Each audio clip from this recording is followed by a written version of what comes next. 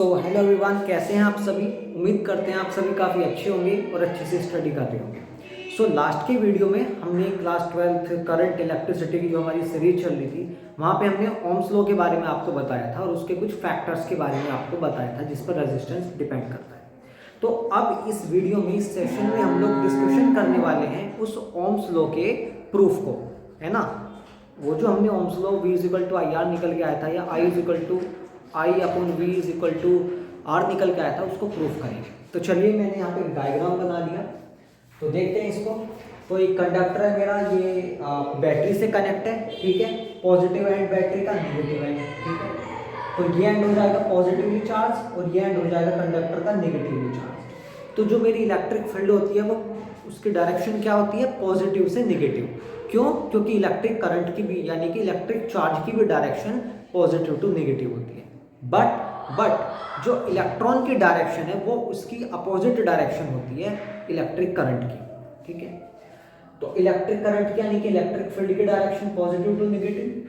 सो electron की direction इसकी opposite हो जाएगी, यानी कि नेगेटिव टू पॉजिटिव, है ना। तो अगर इलेक्ट्रॉन की डायरेक्शन नेगेटिव टू पॉजिटिव हो जाएगी, तो उस इलेक्ट्रॉन की जो वेलोसिटी है वो भी तो नेगेटिव टू पॉजिटिव होगी, है ना। तो इसलिए drift velocity of the electron negative से पॉजिटिव हो जाएगी। L लेंथ का कंडक्टर है ये, ठीक है।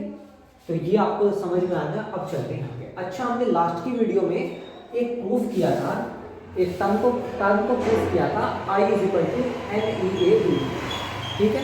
ये हमने प्रूफ किया।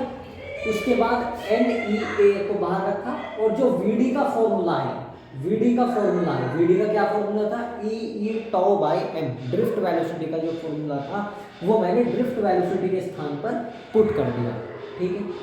अब मैंने अंदर कर दी मल्टीप्लाई, n ऐसा का ऐसे ही, E की E में मल्टीप्लाई होगी तो E² और बाकी ऐसा का ऐसे ही, A/τ/m।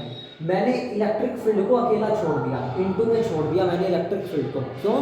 क्योंकि जो इलेक्ट्रिक फील्ड होती है वो होती है V/E, वो जो इलेक्ट्रिक फील्ड होती है वो होती है V/N, ठीक है।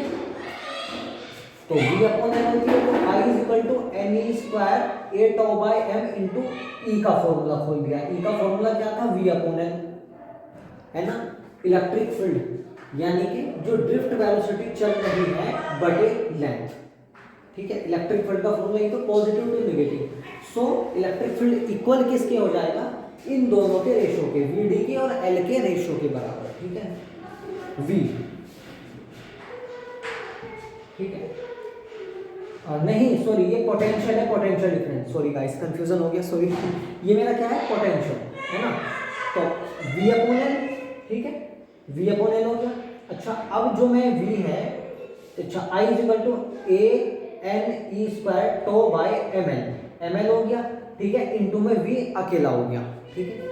V को मैंने I के पास बुला लिया, नीचे I/V दिख तो रहा है ना आपको, I/V = तो ml ऊपर चला जाएगा और ANE² नीचे आ जाएगा, ठीक है।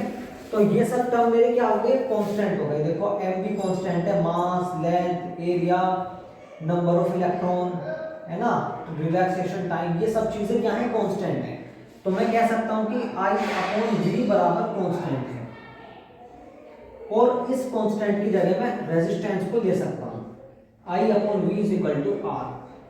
तो ये हो गया मेरा ओम्स लॉ का प्रूफ, हेंस प्रूफ।